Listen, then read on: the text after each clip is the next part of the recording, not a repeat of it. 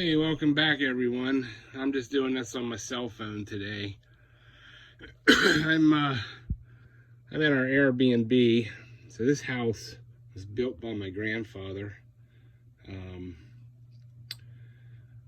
want to say close to 100 years ago now. So when I moved in here, my parents lived in a house that I currently live in. They built that. My dad built every piece of that by himself, with me as slave labor. So anyways, so this has solar hot so this has, well, anyways, blah blah blah, right? Start over. So this has solar hot water on it. I installed solar hot water. Oh, it's been 12-15 years ago now. So this tank has bit the dust. You can see but here's the problem, is right there. This is the electrical connection. This is full of water right in there. So this jacket is full of water. So it's got to go. And unfortunately, like, the best price I could find for another solar hot water tank is $1,600. So honestly, I don't live here. This is our Airbnb, as I said before. So you know, and this is like the system. This is a system when they first come out that you had to build yourself, and you can actually see I don't even have any pressure in the glycol system, but it's still running. So what I'm gonna do, because the issue with taking this tank out, I bought just a standard water heater, 40-gallon water heater. This is 80 gallons. Is if I take this out, I shut the system off, unplug it, it'll just basically bake that panel that's on the roof. Now this is a 8-12 pitch roof. It's steep, way steeper than I want to get on.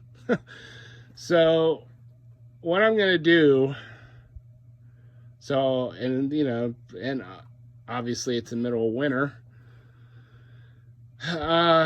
you know, and here I can just show you that today it was zero. I think it's about 20 degrees right now. So the bottom of the tank is 68 degrees. That's where so this tank has a heating element in the top, so that, you know, if there's no sun or whatever and you use all the hot water at night, then the heating element in the top will kick on when the top of the tank gets cold. So the bottom is always cold. The glycol loop is down here. So the bottom of the tank is 68 degrees. Now, it's sunny out today, but like I said, it was zero, almost like it's 2 degrees when we got up this morning, and it's about 20 right now. It's going to 40. Let me show you what. So, can you see that? So the tank, or the panel is reading 79 degrees. So what happens is, whenever this thing gets, I forget the spread. It's been so long. Like I said, I put this in 12-15 years ago. So never had any problems with it until now. So, but anyways, I think when it gets like within 7 or 8 degrees, it'll shut off until the panel catches up, gets hot, and then it'll kick on again, and it'll do that until the water's hot. So anyways, what I'm taking a long way to do this is, I don't want to get up on the roof right now until it's warmer out, and I just honestly don't have the time right now. I'm going to leave this tank in, disconnect it from the water, and just leave it sit here. It's not going to hurt it. This thing can sit here hooked up and run, and it can just heat the water. Heats the water. What's the worst going to happen? It's going to shoot out right here. It's going to come out if it boils it off. I can just come back down at some point and put some more water in this, and that will keep my panel on the roof good. I'm going to move the, there it is. So 78 degrees, 77, and the bottom is 68. So 10 degrees, 10 degrees is when this thing shuts off. All right, so it'll stay off, and then you can probably sit here and watch. This thing will start climbing. And once it gets, I forget what it is, 20 degrees or something, there's an upper spread. And once it heats up there, then it'll kick on and it'll keep heating. So, anyways, I'm going to leave this sit here so it doesn't cook my panel and ruin it. Because I would actually like to take that off, take it up to my house, and do something with it. Not sure yet what. I mean, you could there's a multitude of things you could do with that thing. You could actually use it with a solar. This thing will run. This is DC pump, so I can run this with a solar panel. Just a small 20, 30 watt solar panel, and when the sun comes up, it pumps the glycol. And you could run, you could run lines through, say,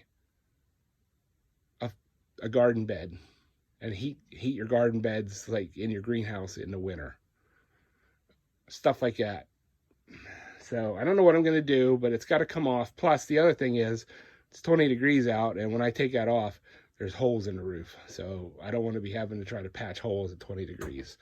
So my new tank is going to go here, which is where it used to be anyways. Originally, the original hot water tank was over here. So here's my hot water line. Oh, sorry. Here's my hot water line. Here's my cold water line. So I can just, these are shark bites, so I can just twist them. I should be okay to twist them. Move this guy pointing this direction, put it in, and then take this guy out. Take this guy out.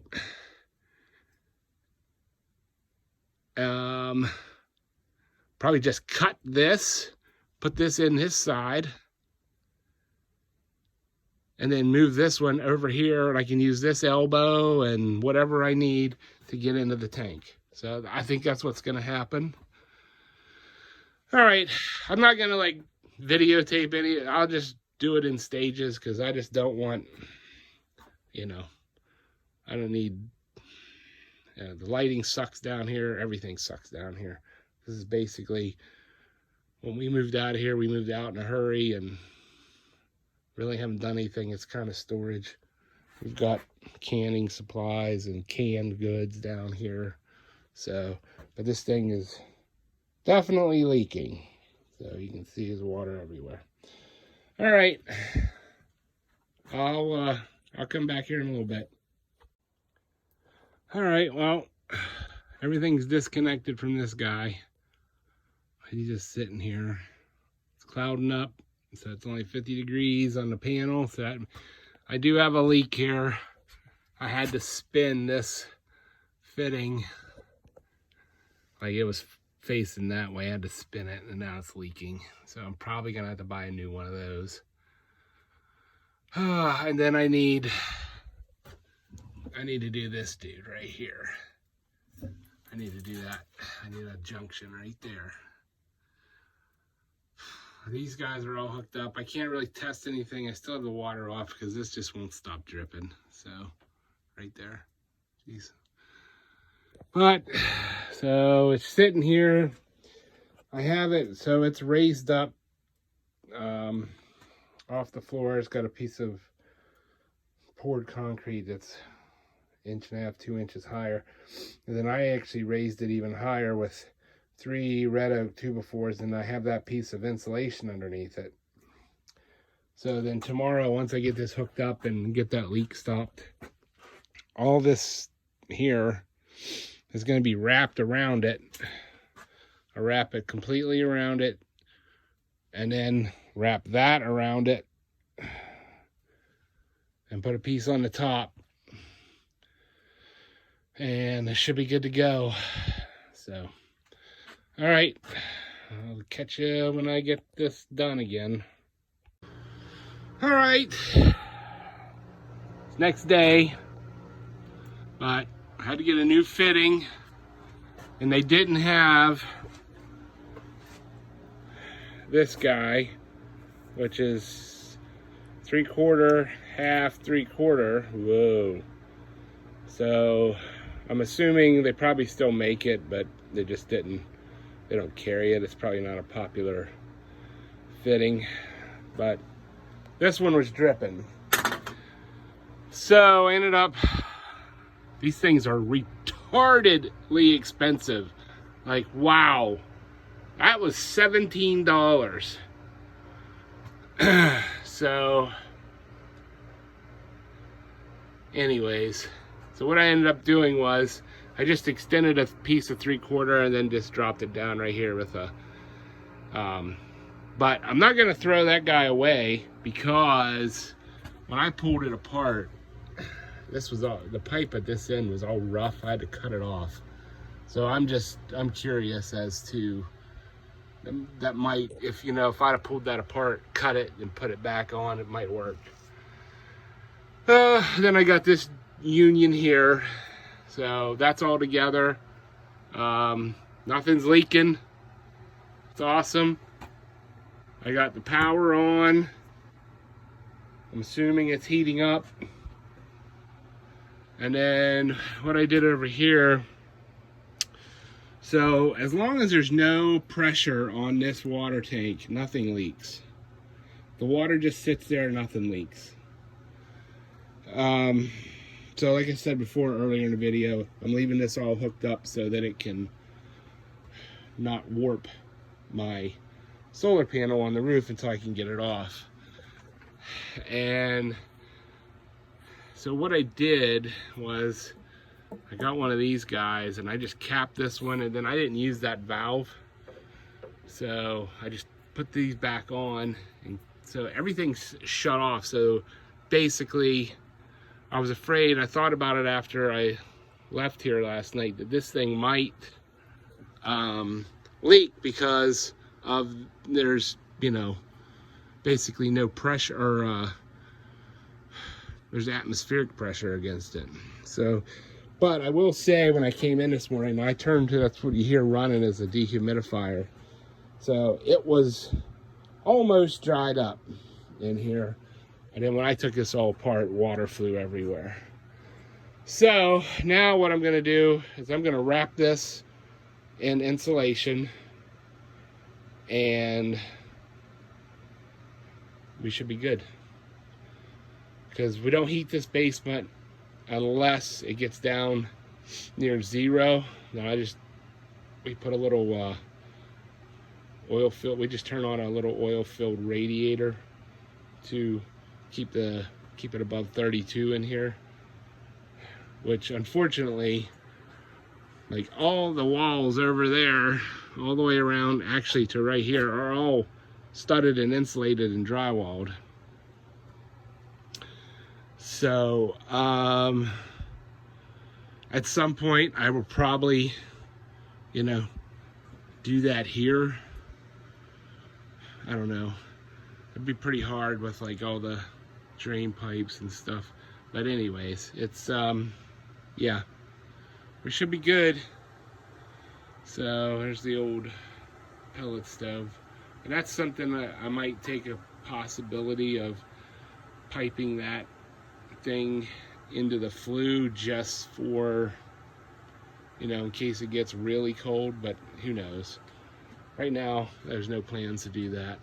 So all right, well, let me get this thing insulated. Okay, there it is. She's wrapped 3 or whatever that is, 3-4 inches of insulation, and that there holds it all together. So it's good to go.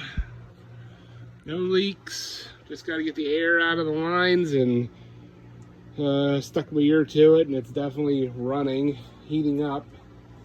So I'm happy about that. Yeah. All right, well, I'm gonna end this video here. So thanks for watching. Comment, subscribe, and we'll catch you on the next one.